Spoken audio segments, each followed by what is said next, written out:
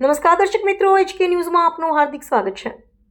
ગણતરીના કલાકોમાં murder case ઉકેલાયો, 2 આરોપી ઝડપાયા। હિંમતનગર બી ડિવિઝન પોલીસ સ્ટેશનની વિસ્તારમાં બનેલા અનડિટેક્ટ મર્ડર કેસનો ભેદ સાબરકાંઠા SOGએ ગણતરીના કલાકોમાં ઉકેલી 2 આરોપીઓને ઝડપી પાડ્યા છે।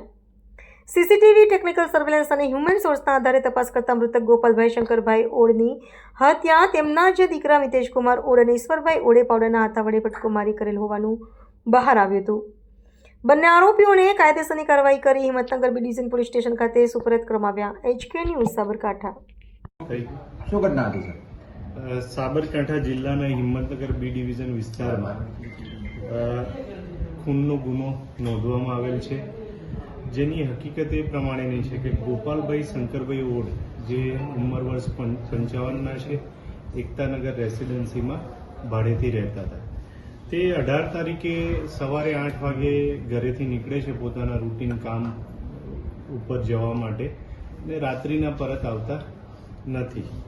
એટલે ઘરવાળા રાતનો સમય થયો હોય છે તો શોધખોળ નહીં કરતા, પણ પોલીસને જાણવા મળે છે કે અહીંયા એક ડેડ બોડી પડેલી છે, એટલે પોલીસ સ્થળ ઉપર જાય છે અને સ્થળ ઉપર જઈને કાયદાકીય કાર્યવાહી કરે છે।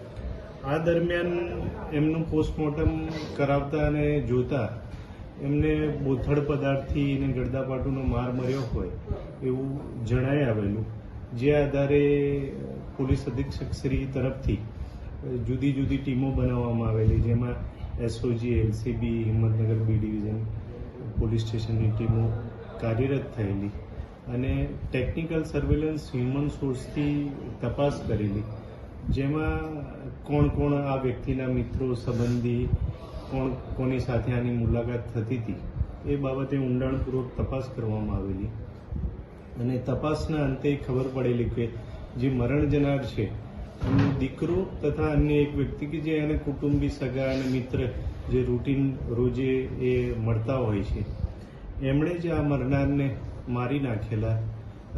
પાવડાનો હાથો હતો, એનાથી માથા ઉપર તથા શરીરના બીજા ભાગ ઉપર ઈજા કરેલી અને આરોપીઓને પોલીસે પકડી લીધેલા છે। આગળની કાર્યવાહી ચાલુ છે। બનાવનું જે સ્થળ છે એ આદર્શ એગ્રો ઇન્ડસ્ટ્રીઝ છે, ધાણધા પાસે, એની બાજુમાં ખુલ્લી જગ્યા છે, ત્યાં આગળ મારવાનું કારણ શું છે?